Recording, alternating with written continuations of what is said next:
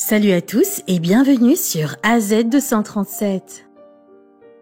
Le moment était enfin arrivé, elle obtiendrait les réponses qu'elle cherchait. La vérité était si proche. Lynette estima que ce qu'elle avait enduré était quelque chose qu'aucune mère ne devrait jamais avoir à subir. Elle n'avait jamais pensé que cela lui arriverait, elle ne souhaitait cela à personne, pas même à son pire ennemi. Elle arriva à l'aéroport du Connecticut qui était si loin de sa ville natale au Canada. Elle était à l'aéroport et maintenant elle aurait ses réponses. L'attente avait valu 31 ans. Voici son histoire. Mais avant de commencer, j'aimerais vous rappeler qu'après avoir regardé cette vidéo, vous pouvez faire un tour sur notre chaîne pour découvrir de nombreuses histoires à la fois incroyables, intéressantes et émouvantes.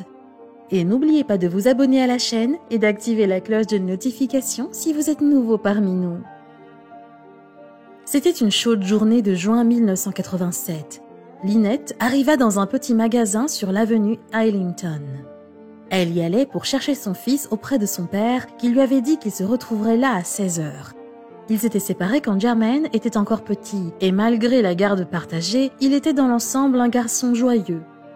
Le monde de Lynette était toujours illuminé quand elle voyait le sourire de son bébé. Lorsque Jermaine était avec son père, Lynette pouvait se consacrer aux tâches qui étaient plus compliquées à gérer avec un enfant. Elle fit donc des courses à l'épicerie. Elle pensait toujours à son enfant, même quand il était absent. Pendant ses courses, elle vit un jouet en peluche qui lui fit penser à lui. C'était une jolie peluche de lion avec les yeux bruns, comme ceux de son garçon. Elle décida de lui faire une jolie surprise en la lui offrant. Lynette ne pouvait s'empêcher de regarder l'horloge, il était 16h. Elle remarqua à l'extérieur une famille qui marchait de l'autre côté de la rue. Ils étaient tous heureux ensemble. Le petit garçon sur les épaules de son père lui rappela Jermaine.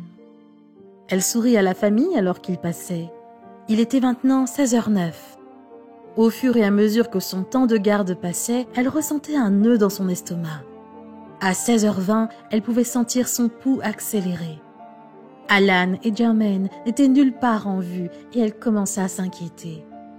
Lorsqu'elle réalisa ce qui se passait, Lynette se sentit perdre l'équilibre et vaciller, laissant tomber l'animal en peluche. Elle courut vers sa voiture, prit frénétiquement son téléphone et appela la police. Lorsqu'elle arriva chez elle, sa maison lui sembla tout à coup si vide sans Jermaine. Elle pensa qu'il n'avait même pas pu voir la jolie peluche qu'elle avait achetée juste pour lui et pleura longuement, assise sur sa chaise de cuisine. Cela faisait maintenant quelques mois que l'incident avait eu lieu. La police avait fait une recherche approfondie du garçon de Lynette, sans succès. Elle était inconsolable.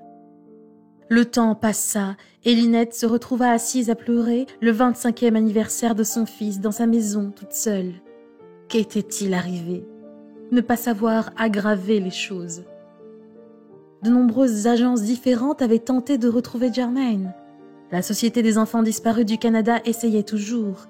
Mais même s'il ne lui restait de Jermaine que quelques photos et des souvenirs, elle était toujours aussi déterminée à savoir ce qui lui était arrivé. Lynette soupçonnait son ex-mari d'avoir enlevé et emmené son enfant en Amérique, mais il n'y avait rien pour le prouver. Même aux États-Unis, des ressources avaient été allouées à la recherche de Jermaine. Le projet Charlie était une base de données qui enregistrait tous les enfants ou adultes disparus qui pourraient être retrouvés en Amérique. Même avec tout cela, il n'y avait aucune piste. Mais une personne touchée par la peine de Lynette s'était dédiée à la recherche de Jermaine, quel qu'en était le prix, et ne laisserait rien l'arrêter. Ted Davis, un policier à la retraite, travaillait avec la Société des enfants disparus du Canada depuis 30 ans et rencontra Lynette pour parler de son fils. Voyant la douleur dans son cœur, il jura qu'il découvrirait ce qui était arrivé à son garçon.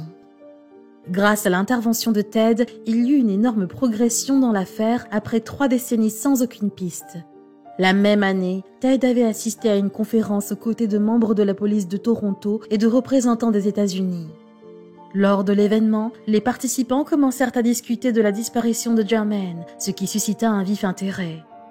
Alors que Ted quittait la conférence, il ne savait pas que les enquêteurs auraient de nouvelles pistes à suivre.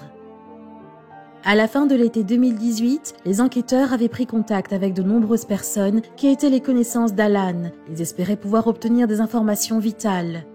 Certains suggérèrent qu'Alan avait peut-être refait sa vie et résidait dans le Connecticut. Mais ce n'est qu'après avoir parlé à l'un des amis intimes d'Alan qu'ils trouvèrent un indice crucial qui mènerait finalement la police à Germaine. Alan s'était visiblement créé une toute nouvelle identité au nom de Hayley Randolph de Souza. En apprenant cela, la police savait qu'elle était sur le point de découvrir ce qui était arrivé à Germaine. Ils fouillèrent les bases de données officielles ainsi que les médias sociaux et finalement, ils trouvèrent une correspondance. Un homme très âgé et un jeune homme vivant à Vernon, une ville proche de Hartford, la capitale du Connecticut. Serait-ce eux? Si oui, cela signifiait-il que Germaine était en vie? Alors que le mystère était enfin sur le point d'être résolu, les enquêteurs firent appel à des experts légistes pour les aider à mieux éclaircir l'affaire. Ceux-ci examinèrent la photo du permis de conduire enregistrée pour le fils de Souza. Et lentement mais sûrement, en octobre 2018, l'équipe put confirmer ce qu'elle espérait tant. Le fils de Souza et Germaine était assurément une seule et même personne. Mais d'abord, ils devaient attraper Alan. Les enquêteurs étaient ravis d'avoir enfin des réponses, mais ils savaient qu'ils devaient retrouver Alan avant qu'il ne soit trop tard. Une source anonyme affirma qu'Alan passait souvent son temps au KFC local. Il était sympathique avec le personnel et il adorait vraiment la nourriture. Les enquêteurs se rendirent alors au KFC, prêts à traduire Alan en justice et à lui faire payer pour ses crimes. « C'est la police !» hurla un membre du département de police du Connecticut en entrant dans le restaurant KFC. L'équipe scanna la pièce à la recherche d'Alan, tandis que des employés se tenaient là, surpris et confus. Puis ils remarquèrent un vieil homme assis dans le coin de la pièce, et quand ils l'appréhendèrent, il se rendit et confirma qu'il était le fugitif qu'ils recherchaient. Mais où était Germaine? Menottant Alan avant de le conduire dehors, les policiers entendirent une voix. « Papa ?» Soudain, un homme d'âge moyen fit le tour du coin. Il avait de grands yeux bruns, tout comme Germaine. La police soupçonnait qu'en 1987, Alan avait fui Toronto avec lui et s'était rendu aux États-Unis. Les deux partageaient apparemment un appartement dans le Connecticut depuis 2004. Le duo père et fils, à l'insu du fils, vécut une vie de mensonges pendant des décennies. Après avoir fui le Canada, Alan avait réussi à acquérir de faux documents. Il résida à New York, en Caroline du Nord, puis s'installa dans le Connecticut. Lorsqu'il arriva à Vernon, Alan trouva un emploi comme camionneur et ingénieur, tandis que Germaine travaillait pour l'État. Germaine ne le savait pas, mais toute sa vie était un mensonge. Toute sa vie, il avait posé des questions sur sa mère. Son père lui disait qu'elle était décédée pendant l'accouchement, mais il était assez ambigu sur les détails. Germaine se souvint avoir vu ses amis être accompagnés à l'école par leur mère. Lui n'avait jamais eu ça. Et ce n'était qu'à l'âge de 33 ans que la vérité sur sa mère se révéla. Au tribunal, Germaine pleura devant tous les mensonges révélés de son père. Comment avait-il pu faire une chose pareille? Son cœur s'arrêta lorsque le juge déclara qu'Alan ne ferait pas face à des accusations d'enlèvement. Il serait plutôt extradé au Canada pour faire face à d'autres accusations. Après le tribunal, Germaine était déboussolée. Des milliers de questions lui traversaient l'esprit. Soudain, il réalisa quelque chose. Sa mère était en fait vivante. Ted appela Lynette et lui annonça qu'ils avaient retrouvé son petit garçon. Il était vivant et sain et sauf. Accablée d'émotion, elle s'effondra et éclata en sanglots. Elle attendait ce moment depuis 31 ans. Elle allait revoir son bébé. Les mots ne peuvent pas exprimer ce que j'ai ressenti. Lorsqu'il a dit « Votre fils est vivant, nous l'avons retrouvé », j'ai eu le souffle coupé, déclara-t-elle lors d'une conférence de presse en 2018. La mère, submergée de joie, embarqua dans le premier avion pour le Connecticut. Debout dans le hall de l'aéroport, elle était sur le point de retrouver son fils après 30 ans. Elle ne pouvait pas y croire. À quoi ressemblerait-il? Soudain, une grande silhouette sombre apparut, marchant vers elle. Elle reconnut instantanément son visage et ses grands yeux bruns. Son cœur s'arrêta. C'était son fils, c'était Germaine. Courant l'un vers l'autre avec des larmes inondant leur visage, ils se prirent dans une étreinte chaleureuse. Tous deux pleuraient et étaient submergés d'émotion. Se serrant l'un contre l'autre, ils avaient tant de choses à se dire. Mais pour l'instant, ils s'embrassaient, refusant de se séparer à nouveau. J'ai pris sa tête entre mes mains. Je voulais me rassurer qu'il était réel, dit-elle en larmes. Je l'ai touché et j'ai dit « Oh mon Dieu, mon bébé !» Bien que Jermaine avait refusé de donner des interviews publiques, Lynette mentionna tout de même qu'il avait fait un commentaire touchant lors de leur rencontre. Il dit qu'il trouvait qu'ils avaient les mêmes yeux. Lynette et Jermaine purent enfin passer du temps ensemble.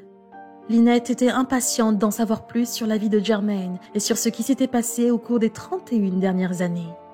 Elle entreprit même de lui préparer un dîner maison et découvrit qu'il était végétarien, mais Jermaine décida de faire une exception. Il dit « Tu sais quoi, maman?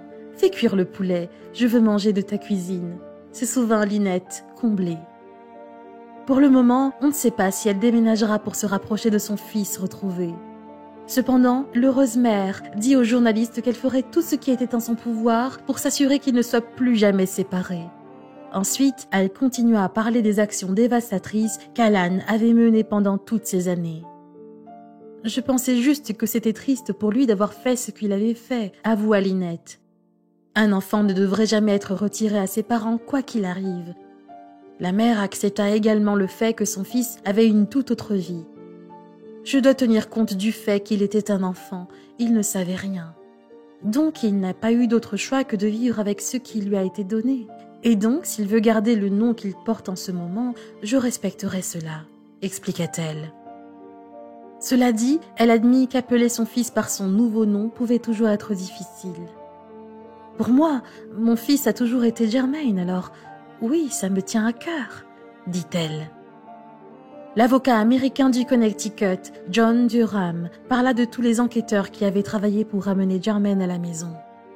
Dans un communiqué officiel de décembre 2018, il déclara « Après avoir enlevé son fils à sa mère, cet accusé aura vécu dans le mensonge pendant les 31 dernières années en violation de nombreuses lois américaines. » Nous remercions les nombreux organismes d'application de la loi aux États-Unis et au Canada qui ont enquêté sur cette affaire, travaillé dur pour appréhender ce fugitif et finalement fourni des réponses à une mère qui a souffert de l'absence de son fils pendant trop longtemps. Et lors d'une conférence de presse, Lynette prit également le temps de remercier particulièrement toutes ces personnes qui n'avaient jamais abandonné la recherche de son garçon disparu. Sa profonde gratitude alla à Tate Davis, qui avait été l'auteur principal de l'élucidation du cas de Jermaine. Elle fit aussi une mention spéciale du MCSC et des autorités des deux côtés de la frontière. De plus, elle espérait que son histoire pourrait inspirer d'autres parents dans sa situation à ne jamais abandonner leur foi. « Je suis la preuve que même après 3 décennies de souffrance, il ne faut jamais abandonner. Mais soyez patients. Soyez forts et croyez que tout est possible et que tout peut arriver. »